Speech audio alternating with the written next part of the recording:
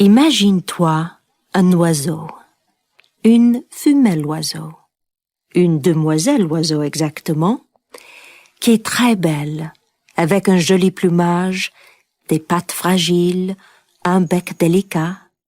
Et c'est un oiseau avec des couleurs très tendres, très douces. Et comme chaque automne, chaque année, elle voit tous les oiseaux de son espèce se rassembler en grands groupes en haut du plus grand arbre de la forêt, tournoyer, et c'est très étonnant à voir parce que tous les oiseaux sont comme un nuage qui a une unité. Ils bougent tous en même temps, ils virent et tournent, ils planent, ils décollent, et on a l'impression qu'il y a un esprit unique dans tout ce groupe, qui fait qu'ils suivent des impulsions très soudaines, sans communiquer entre eux. Ils font des mouvements comme ça.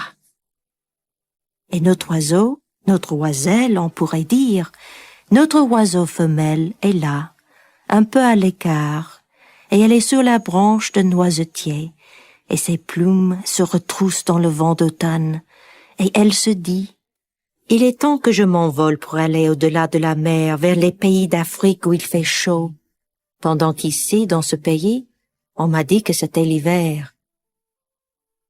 Je ne sais pas ce que c'est que l'hiver, parce que jusqu'à présent, chaque année, j'ai pris mon envol avec toute ma famille et tout ce grand groupe d'oiseaux. Mais cette année, quelque chose comme un appel étrange, que l'on ne peut pas entendre, mais qui est en moi, me paralyse, et je ne sais pas pourquoi. Je regarde se former l'escadrille de mes frères et de mes sœurs, et j'ai envie de les laisser partir et de rester ici, où j'ai passé un si beau printemps, un été si doux, et un début d'automne où je me sens tellement prise par cet endroit que je n'ai pas envie de le quitter. Et en effet, elle reste là, et tout le nuage d'oiseaux qui se rassemblait s'en va, et elle les regarde s'en aller, et elle est comme hypnotisée par sa décision de rester, et elle reste.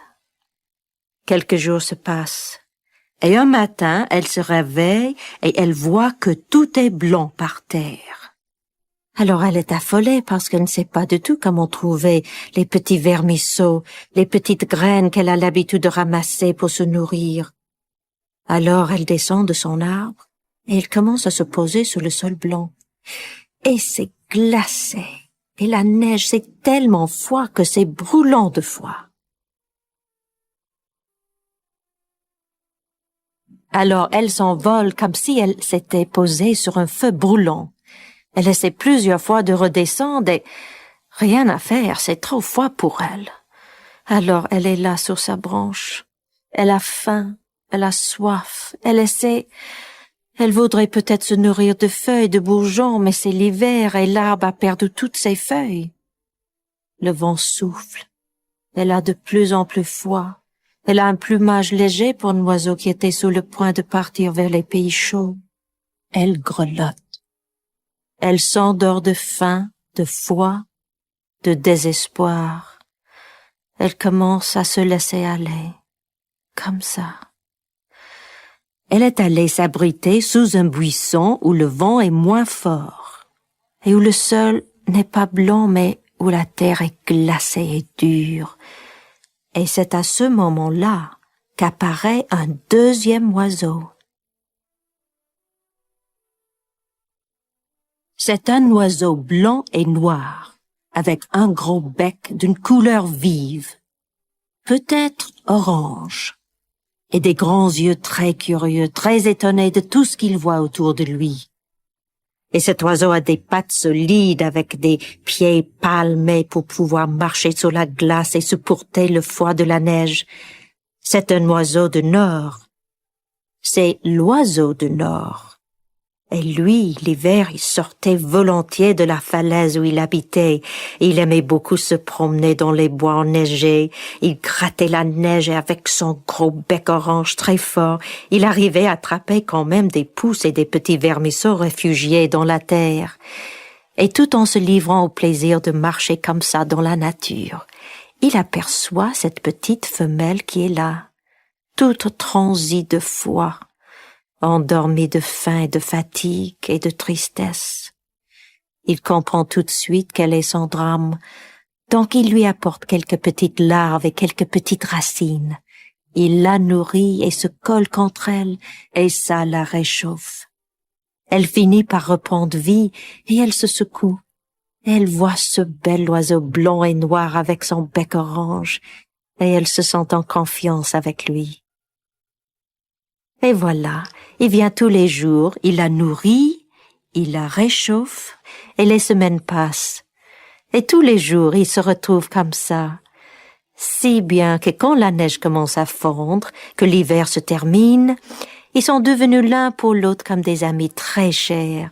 Ils ont un sentiment de bonheur quand ils se retrouvent tous les jours, qui ressemble un peu à ce que chez les hommes on peut appeler l'amour. Alors, ils décident que quand le printemps va revenir, ils ne vont plus se quitter. Et pour ne plus se quitter, ils vont construire un nid ensemble, où ils pourront vivre ensemble et peut-être avoir des petits ensemble. Et être aussi heureux qu'un oiseau peut être heureux. Et se chanter l'un à l'autre les choses les plus belles qu'ils connaissent, et passer les 4 saisons ensemble. Alors, en volant gaiement dans un ciel qui est devenu tout bleu de nouveau, avec un soleil bien chaud, ils arrivent devant une rangée de peupliers, qui sont des arbres qui poussent au bord des rivières. Là, ils se disent, voilà l'endroit rêvé pour faire un nid, puisqu'on va avoir le bon air de sommet de peupliers qui est assez haut, et puis on va avoir la rivière pour boire, jouer, se baigner. Et près d'une rivière poussent toutes sortes de plantes, et il y a beaucoup de petits vermisseaux. Ça va être parfait. Ils commencent à installer leur nid. Là-dessus, il y avait une troupe de corbeaux qui vivaient dans le peuplier et qui sont furieux de voir ces 2 oiseaux inconnus. Elle avec ses couleurs pervenches, corail et rose, et lui cet oiseau blanc et noir. Ça faisait un couple très provoquant. Aussi provoquant que 2 jeunes gens habillés de couleurs gaies qui marcheraient dans les rues d'une ville où tout le monde est habillé en noir et en gris. Alors les corbeaux sont furieux.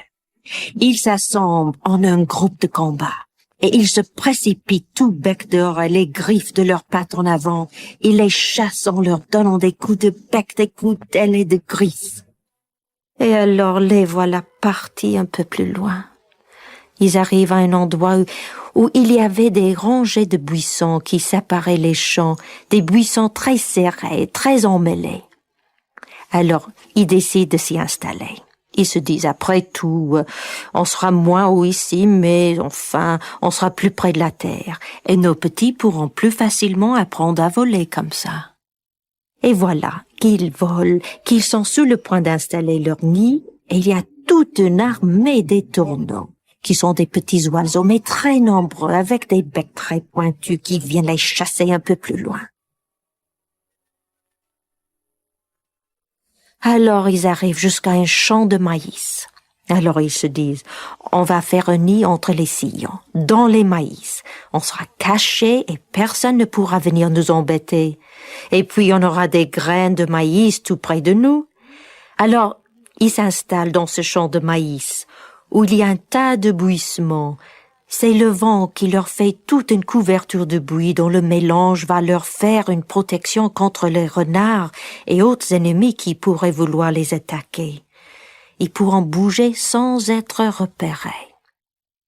Et au moment où ils sont en train d'installer un joli nid, il y a une troupe de perdrix qui les aperçoit et qui furieusement les chasse encore un peu plus loin.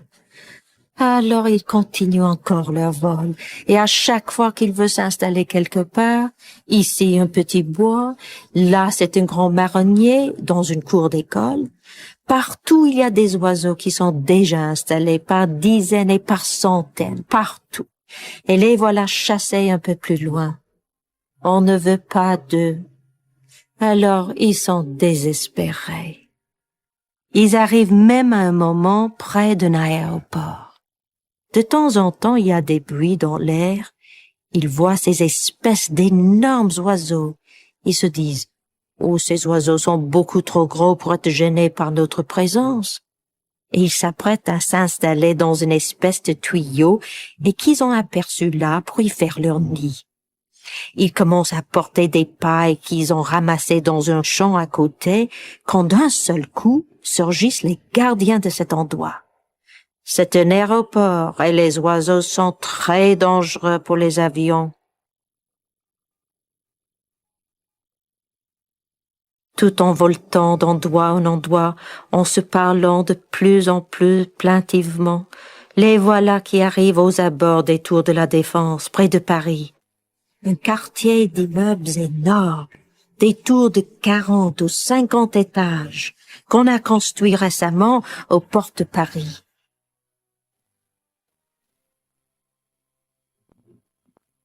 Alors ils volent et ils s'élèvent plus haut dans l'air pour survoler ces espèces de masses énormes de béton qu'ils voient devant eux.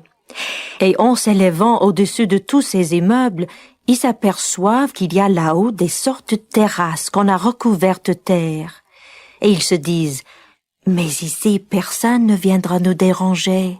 Il nous suffira d'amener là quelques plantes et nous faire comme un jardin. » Et c'est ce qu'ils décident de faire. Aussi, ils redescendent dans les alentours. Ils rapportent des graines et ils refont ce que Noé avait fait pour l'arche de Noé, c'est-à-dire, ils essaient de trouver des spécimens, des exemplaires de toutes les graines de toutes les plantes qui poussent dans la région. Et ils vont planter là-haut dans la terre, au sommet de la tour la plus haute, qui fait 60 étages, toutes ces graines. Si bien qu'au bout de quelque temps commencent à sortir de terre des pousses de toutes les variétés de plantes, depuis la luzerne, le blé, le trèfle, le sainfoin, les fleurs de moutarde qui sont toutes jaunes au printemps, le mouron qui fait des petites fleurs rouges, je crois, et aussi des plantes grimpantes comme le lierre, le chèvrefeuille, et puis des petits arbrisseaux, des noisetiers, et même des pépins d'orange avec lesquels ils arriveront peut-être un jour à voir pousser des orangers. Des petits plants de tomates qui ont été volés dans les vergers, et plusieurs années ont passé. Et en haut de cette tour, la plus haute des tours de la Défense, c'est une énorme végétation qui commence à pousser. Et le vent les aide aussi en apportant des graminées qui viennent d'un peu plus loin. Et quand il y a des tempêtes, ce sont les vents venus des pays assez lointains qui charrient encore d'autres graines. Et tout doucement, c'est une espèce de jardin de paradis qui est en train de se faire en haut de cette tour. Et les oiseaux sont très heureux. Ils ont fait des enfants qui tantôt ressemblent à la mère et tantôt ressemblent au père. Et d'autres oiseaux aussi, d'autres espèces viennent les rejoindre. Et comme ils ne sont pas aussi égoïstes que ceux qui les ont chassés, ils acceptent les autres oiseaux. Si les autres oiseaux veulent bien se plier aux règles de leur vie à eux. Et alors, il faut te dire que l'immeuble de 60 étages, la tour de 60 étages, était le siège social d'une compagnie d'herbicides, c'est-à-dire de produits chimiques qui sont destinés à tuer les mauvaises herbes, ce que nous appelons les mauvaises herbes, et qui les tuent effectivement, et les insectes avec, et par conséquent, qui affament les oiseaux. Toutes ces plantes, évidemment, ont des racines très fines, têtues, et comme il n'y avait pas tellement de terre, elles se sont enfoncées très vite dans les murs de béton, et le feuillage a commencé à déborder de toit. Quand la compagnie d'herbicides s'en aperçoit, il est déjà trop tard, parce que l'immeuble est déjà en train de se craqueler de tous côtés. Alors les gens de la compagnie sont obligés d'abandonner cet immeuble. Et au cours des années, on verra les plantes déborder comme une espèce de foule joyeuse et désordonnée qui envahit étage après étage jusqu'à arriver sur le sol. C'est une sorte de victoire de la nature sur la folie des gens qui veulent faire de la planète une planète de béton.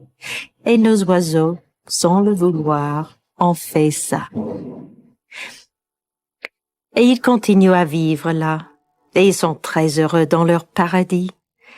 Mais n'allez pas les voir en faisant trop de bruit. Ça les dérangerait.